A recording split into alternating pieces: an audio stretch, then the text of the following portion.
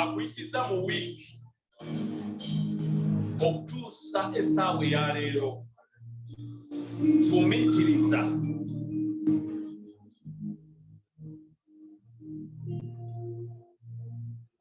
lowooza ku bulungi bwe, lowooza ku kisa kye ekingi kyakuwadde.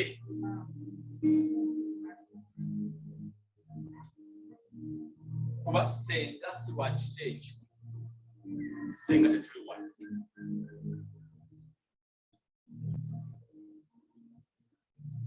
Lowooza entalo Mukama z'akulwanidde wiikendi. Bw'oba n'osuubira togenda kuyita naye n'oyitawo. Bw'oba n'omanyi nti bikomye, otunudde eno n'otunula eri naye ng'olaba wali buyambi wona we buva naye Mukama n'aleeta obuyambi n'aleeta obuyambi bw'obadde tosuubira.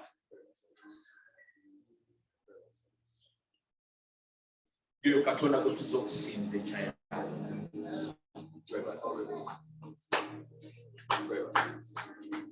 Abalabe b'Omukama bakubidde wiikendi. Ababadde bakwesimbyemu nga bagamba olwaleero tumulina. Ku luno leka tulabe omulokole ono. Yeeyita mulokole leka tulabe.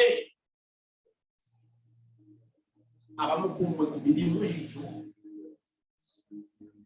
Ne Mukama alina engeri gy'akikozeemu. Mukama alina engeri gy'akikozeemu.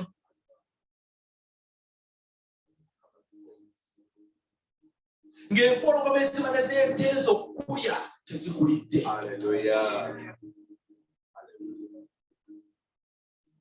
Mukama tukusinze.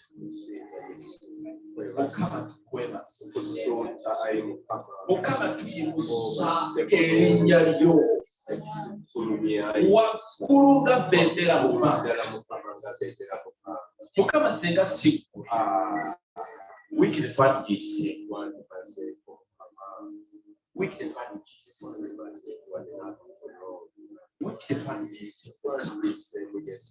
Mukama naye obadde wamu. Mukama okoze ebikulu. Mukama okoze ebinene. Mukama okoze ebinene.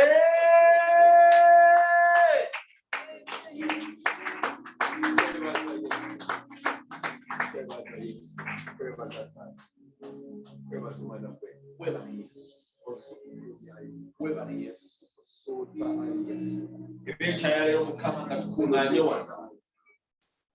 Mukama tumanyi nti oli wamu naffe. Era nga tuzze n'ebyetaago eby'enjawulo. Nga tuzze n'ebituluma eby'enjawulo Mukama. Tuzze wa Katonda oyo eyatonda eggulu, eyatonda ensi. Era Mukama tuzze mu maaso go nga tukkiriza tugenda kufa wano nga tetusigadde kyekiwaawo Yesu. Webale Yesu. Webale naye Mukama.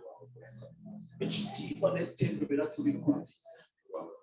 Ekitiibwa n'ettendebera tubikwakaza. Osaanidde obulunzi bw'ekyate era oweebwa ekitiibwa. Byonna tubisabye mu linnya ery'amaanyi Yesu Kristo.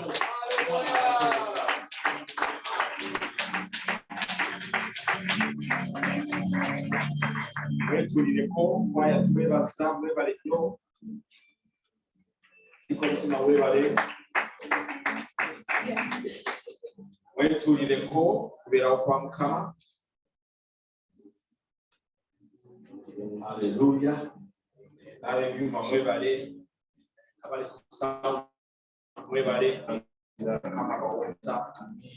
Ne bonna bonna abateeseteese ekifo kino ojja ne mutula ku ntebe zino muzisanga tekuli nfuufu olowooza nyanzisimu abakikola tubeebaza. Ne ba Asha bonna abakeruzi bonna tubeebaza mwebale byonna babeere mmanju eyo.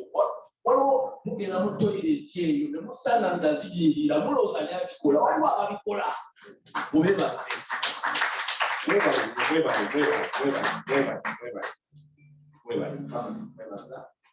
Twebaza Katonda abalese ekifo kino amanyi agange nze Ssekasala Michael kyayaleero mpeereddwa omukisa okuba nti nze nkulembera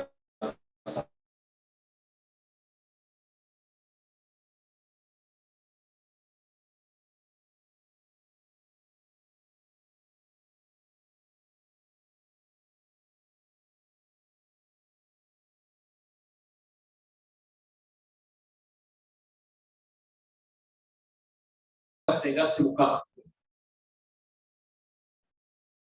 Senga tetuli wano. Ne Mukama tumbaza kubanga asobozesezza okujja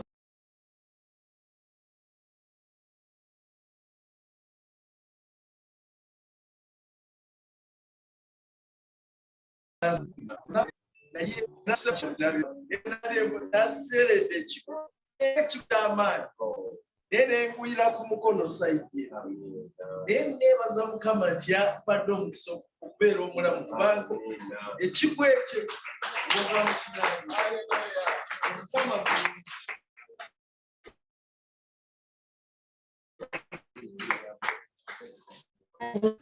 Mukama yebaze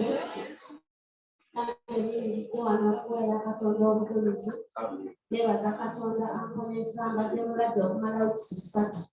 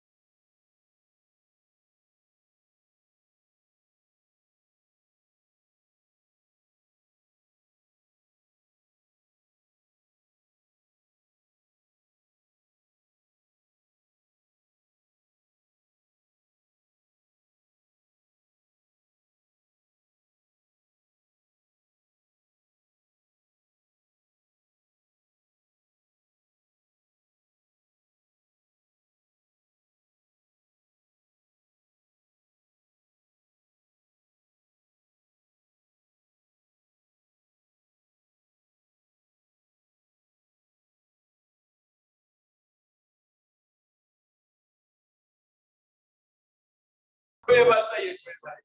Tukwebaza Yesu. Tukwebaza Yesu. Ogulumiswenga. Katonda w'abakatonda. Katonda ajjudde ekisa ekingi.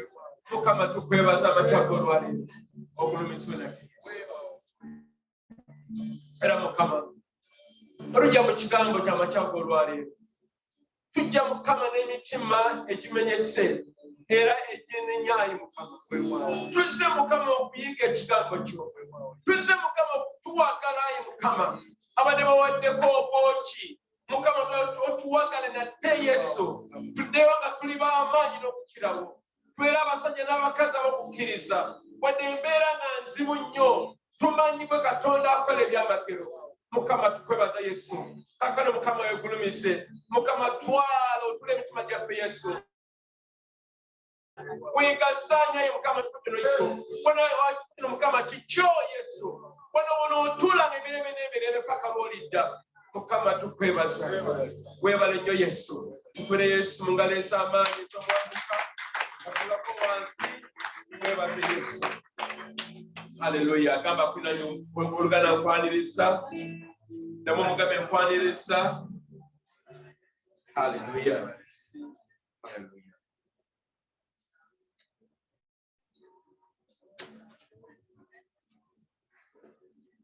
Gamulabika bulungi ku makyaga olwaleero ab'oluganda. Mwalidde kamere kimwe banange nange mukampeereze. Akamere Yesu. Munaweza okulya n'abantu. Mukama ebazibwe. Sese nnyo okubalaba bannange mu nnyumba ya Mukama. Teriyo kifo kisinga bulungi okujjako mu nnyumba ya Mukama. Ne tukuŋŋaana, ne tusinza, Mukama ne tumuwa ekitiibwa. Mukama tumwebaza nnyo olw'ekyo. Era n'abo abazze omulundi ogusooka tubaaniriza, mwebale nnyo okutwegattako. Oli mu kifo kituufu, kaliya bulungi, tugende mu maaso amu ffenna. Njagala n'okubebaza nate olwa Sande eyaggwa, yali Sande enkulu nnyo nga tuwa mwe bwe tukulembera embalirira. Ekkanisa etambudde etya? Ekkanisa biki byesobodde okukola? Ekkanisa egenda wa? Lukulu nnyo, natubaza Mukama olw'ekyo. Mwebale nnyo, mwebale ddala kubanga ekkanisa yonna n'abasumba bonna balina obuvunaanyizibwa okuwa embalirira abantu be batwala. Mukama ffe yeebazibwe. Ffe nga GFM omulama mukulu nnyo yagenda mu maaso natukola n'emyaka gigenda okujja mu maaso. Gamba nti amiina. Tuyise mu wiiki singa bbiri emabega nga tuyiga ku nsonga ey'omusaayi gwa Yesu. Tukwireko Oluganda Patience Senoga atukulembedde obulungi ennyo mu masomo ago nga atubuulira nti mu musaayi gwa Yesu mulimu amaanyi. Mu musaayi ogwo tunaasa tufuuka abaana ba Katonda era abakkirizibwa okubeera mu maaso ga Mukama. Twayiga nti mu musaayi gwa Yesu mulimu amaanyi agagoba Sitaani, agagoba emizimu. Era ne mu musaayi ogwo bwe muli okwenenyeza ebibi byaffe ne bitunaasibwa ne bituggyibwako. Olwo Omulabe Sitaani bw'abazze ng'agamba alina ky'agamba oba omusango gw'atuyinako, omusaayi guno gwa Yesu gutunaaliza ddala ddala ebitukuvu ebya Mukama waffe Yesu Kristo ne tufuuka ebitonde ebijja. Gamba nti amiina. Webale nnyo omukyala Senoga olw'essomo eryo, amasomo ago gatuwa nnyo omukisa. Olwaleero tulina okuyiga ku nsonga nti tuli mu biseera ebirungi, tuli mu biro ebirungi, tuli mu kiseera nga kiseera kirungi. Lwaki? Tugenda kulaba lwaki ekiseera kino kirungi. Era Mukama mmanyi agenda kukuzzaamu ggwe amaanyi, agenda n'okukuwagala. Omanyi obanga olina embazzi awaka, omanyi nakuzzamu okufumisa amaanda, nkimanyi naye abamu okutwayasa ku nku. Bameka bayasa ku nku nga bayasako ku nku, abala mwazeerabira ofumira ku gaasi, akatimanda, abala bafumira ku solar energy, masannyalaze gali mu nnyumba, naye ffe twayasako ku nku. Waliwo bwetwamala meeting eno yaggwa Sande eno, omu n'aŋŋamba emisumba nga nkwenyumirizaamu nnyo ebintu by'osobodde okukola. Ne mubuuza ne gwe manyi nze gye mpise. gwonde byolwaleero nigituisobadde wabantu twayasanga enku ne twala embuzi ku makutalo okulya omuddo ne tukima amazzi bameka bakima ku mazzi abala amazzi gali mu payipu wano ogira kataapu n'osumulula amazzi ne gayiika namato basoma ku mazzi bakimako okay naye omanyi getuvudde wala naye Mukama tumwebaza kyatubeereddewo nnyo era njegadde nnyo essala ya Mwamusekasala fumiitiriza obulungi bwa Mukama wiiki eno osanga tuwandiiseewo entalo zibadde nnyingi naye Mukama n'atubeererawo ye Katonda gwe twogerako nnaku olwaleero era kyenva ngamba nti ebiseera ebitumu olwaleero ebiro birungi gamba nti ebiro birungi Katonda mwene ye nannyini kukola biro bino yayabitandika nga tugenda okubiraba era Katonda ono asanya essira ku biro era Katonda ono atulaga mu Bayibuli tugenda okulaba nti ebiro bikulu nnyo gyali bwe tubigoberera ebiro bino bituyamba okweteeka mu mbeera nti Mukama asobola tuwa omukisa Mukama yeebazibwe njala tugende mu kitabo ky'olubereberye Bayibuli wetandikira ddala essuula esooka olunywe 14 Bayibuli egamba bweti muteba babalenya ba media kwekali wano ku media egamba bweti Katonda nayogera nti wabeewo ebyaka mu bbanga ery'eggulu byawulenga emisana n'ekiro bane mwewonye singa tuwaliwo kwawula biro nga omuntu okola n'okola ng'obudde emisana tteke naye Mukama yakiteekateeka tubeerawo obudde bw'emisana obw'okukola n'obudde obw'okukola ki obw'okuwumula n'okwebakako naye ate weewonye sabaliko abaka weebase ne weebaka n'obongota n'oyimuka ne weebaka n'oddawo ne badde mulamu kyobana waliwo ebinyonyi ebiri mu mawanga g'abazungu erinnya simanyi mu Luganda naye ebinyonyi bino byo omulimu gwabyo ogusinga obukulu kwebaka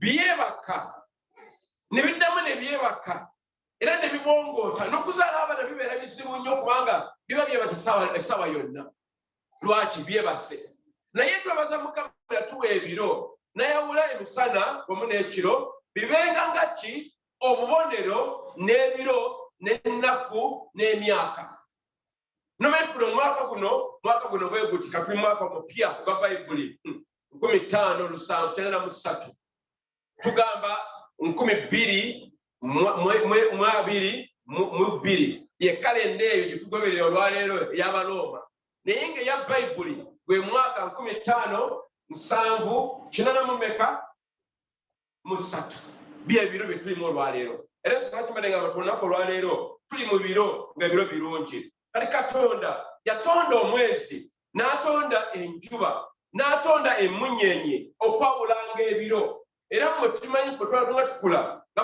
bagamba omwezi gubonese babika bajjukire sentiment eyo omwezi gukoze ki gubonese kikyo kitegeeza nga tuli mu kiro ki ekirala kiri kikati tukivuddemu omwezi kakano gukuse oba tugambe nga bwe tumanyidde olwaleero omwezi gwa Sebutemba gwaweddeko ne bw'okola otya gwawedde mu ngeri y'emu ebiro bino twogerako olwaleero Mukama ayagala gwe nange tubitambulire Mukama nti amiina Zabbuli 14 oluliri 19 lugamba bwe luti n'20 yateekawo omwezi ebiro enjuba emanyi okuwa kwayo tulina nno omukisa mu Uganda ne mu Africa nti nno enjuba egwanga bw'erina okugwa ku ssaawa zo zennyini ez'akawungeezi n'egwa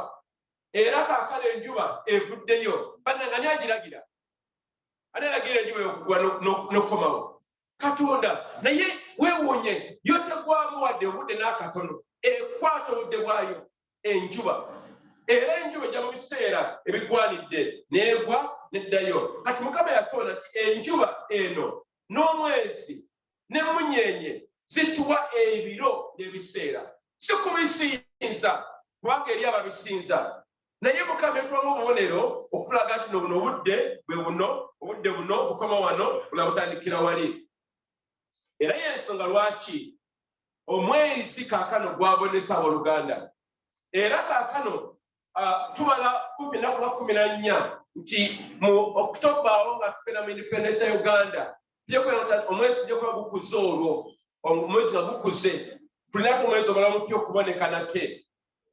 Danyeri naye akatiza ensonga eno kale katusomewo Danyeri essula ey'okubiri tubikulewo Luganda tubikula Bayibuli kiri ku screen kyo kigamba bwe kiti. Danyeri n'addamu n'agamba nti lyebazibwenga erinnya lya Katonda emirembe n'emirembe. Lwaki? Kubanga amagezi n'amaanyi gage. Haleluya. Era oyo ye yawaanyisa ebiro n'ebiseera, ajjawo bakabaka era assaawo bakabaka, abajjawo n'azzaawo ate abalala. Era bane Yesu lwaki abatufuga bamanyi okwerabira ne balowooza nti ojja kubeera bebeeyisa bwe baagala, naye ng'ate ebiseera byabwe bimala ne bituuka ne bavaako, Mukama n'akola atya? N'ateeka abalala. Queen wa Bungereza n'abakyala yafa, naye kaakano waliwo kabaka mutabani we Charles.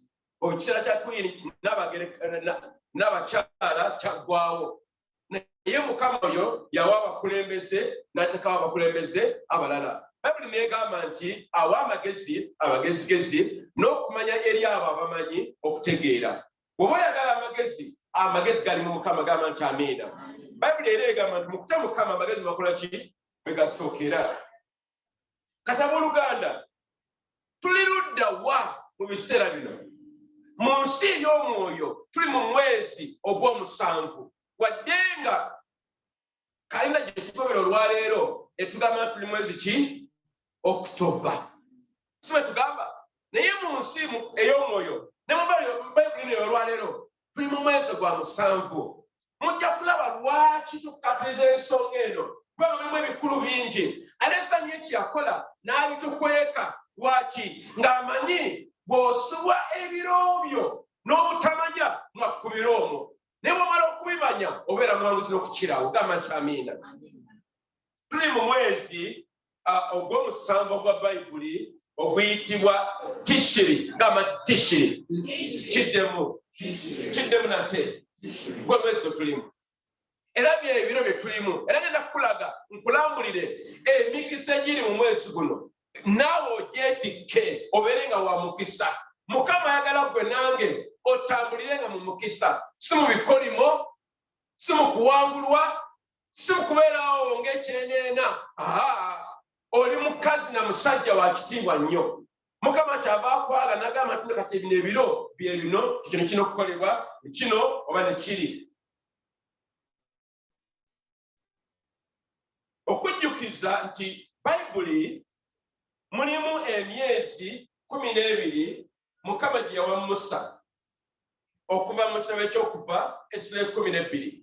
Naye olw'okubanga abaana ba Isirayiri Mukama be yawa kalenda eno baayonoona, omulabe Setaani n'abanga asindiikiriza ebiro bino okumanyika, ng'ayagala okuteekawo ebibye ebitagatana kugatta.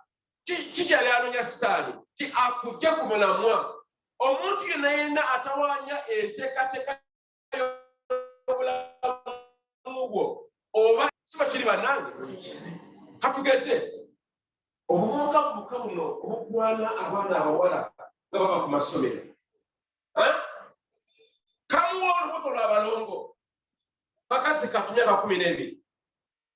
Omwana wattu oyo ava ku mulamwa ogw'okusoma n'afuuka ate maama tatandibadde mu kiseera kikyamu.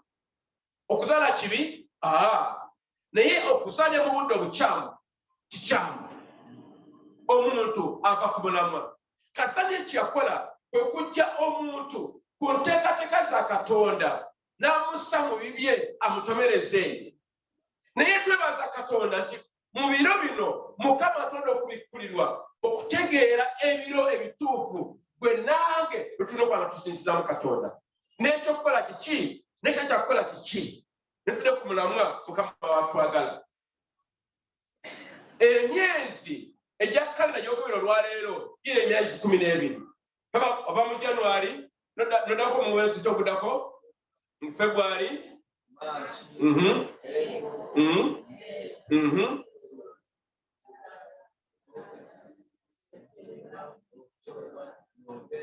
December.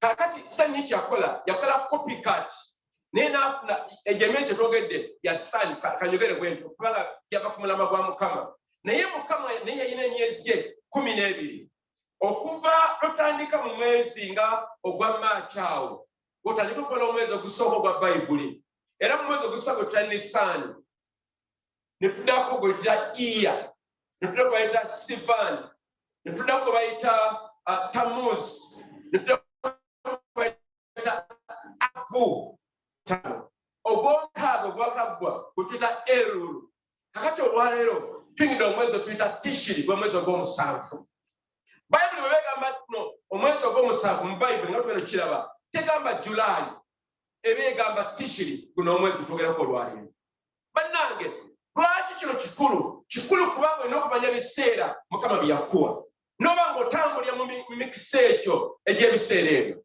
omulimi bw'amaana n'asimba ensigo mu biseera ebikyamu tayinza kukungula nibo bayagala nnyo naye n'omukisa nti nno eno enkuba etoze etonnya yasanga amaze okusimba ebitooke byange nini ebitooke ewange naye mama bitooke binyirira bwe biti lwaki kiseera kyekikyo enkuba yasanga ebitooke biri mu ttaka era n'ebijanjaalo birandise okuleetawo okumulisa Mukama yeebazibwe nasimba n'emboga si nnyingi naye zonna woziraba yino lwaki ekiseera kyali kyekikyo naye sinagamba oba njja kusema mu Desemba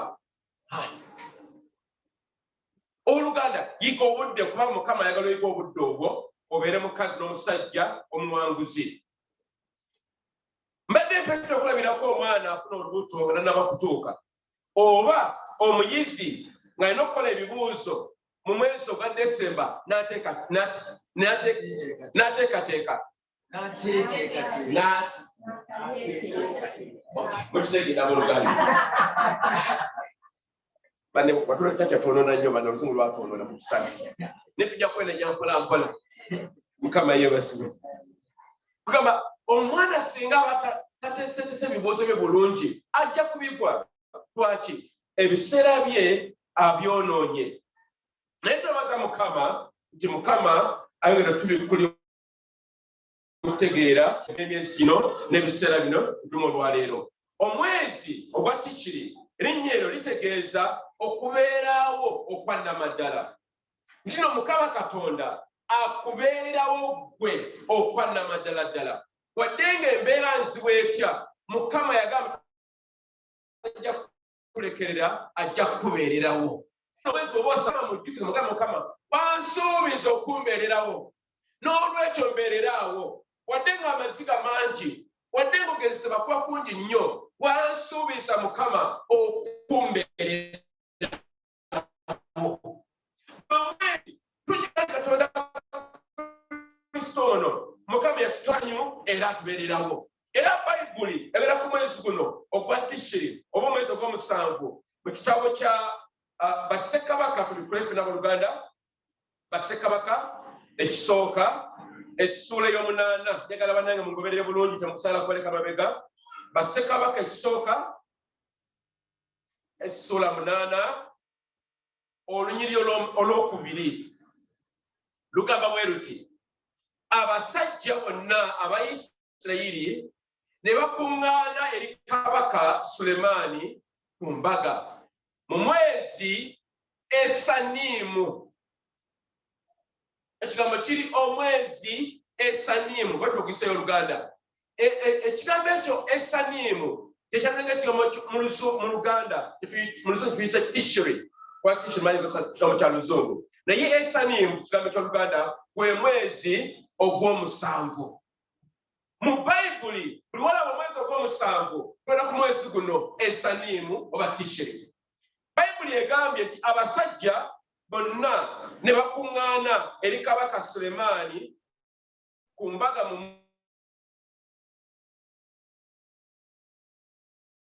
mwezi esanimu ogw'omusanvu Seiri ne bajja bakabona ne basitula essanduuko ne balinyisa essanduuko ya Mukama ne weema ey'okusinzirangamu n'ebintu byonna ebitukuvu ebyali mu weema ebyo bakabona n'Abaleevi bye balinyisa.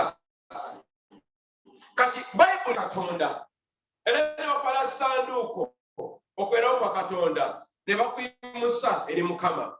Omwezi guno gw'omusanvu gutegeeza nti gwe nange tulina okuddayo nate eri Katonda gamba nti amiina mu kwenenya ne mu kwewaayo n'okuba tumaliridde ddala okudda eri Katonda. Omanyi oluusi okumala okulokoka tuyinza okuddirira kiringa omuntu oba afumba ebijanjaalo bye ng'afumba enku oba n'amanda. Amanda gano gamanyi okugwerera so kiri bannange okola otya ng'osibako eseffuliya ey'ebijanjaalo otakubbali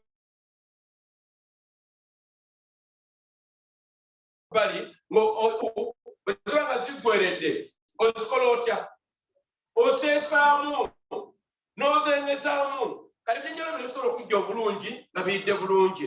Omwezi guno gwakuseesaamu okudda eri Katonda.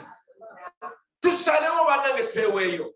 Ensi gye tulimu olwaleero mbi nnyo nzibu teyeesigika naye Katonda waffe lwe lwazi kwe twesigika era olina tukutuvaamu emirembe n'emirembe. Tuddeyo bannaye mwezi guno eri Katonda tweweeyo eri Kabaka. Lwaki? Mukama atwaniriza essaawa yonna.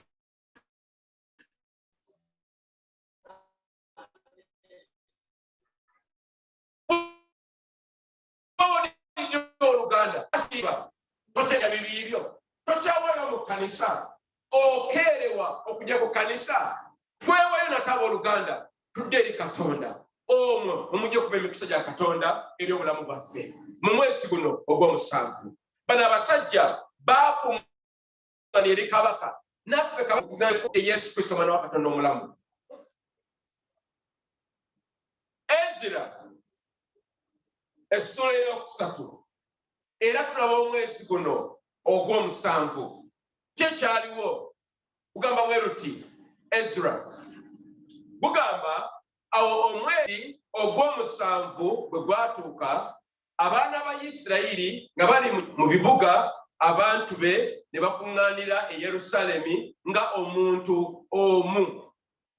Okuŋŋaana kuno kwali kwa bwa Katonda nga bajja eri Mukama okumusinza n'okumwagala n'okumuwa ebiweebwayo. Kati guno omwezi gwa kuŋŋaana. Owooluganda oyinza okuba nga waggwamu okwagala okukuŋŋaana n'okusinza n'okuwa obujulizi n'okubeeramu n'abooluganda abalala. Guno omwezi tuddemu nate tweweeyo okukuŋŋaananga mu kusaba n'okwegayirira n'okubeera nga tusinza wamu nga ekiro kimu oba omuntu ki omu. Mukama ayagala bumu teweekutula eyo gye weekutulira omulaba esitani egenda okukubira. Tumanyi nti nno empologoma ng'enoonya emmere buno obugali bwe zirya emanyi okulaba nga esikayo obulala bwonna n'esala ku kamu k'eneegoba nga kavudde mu kisibo eky'abalala bonna.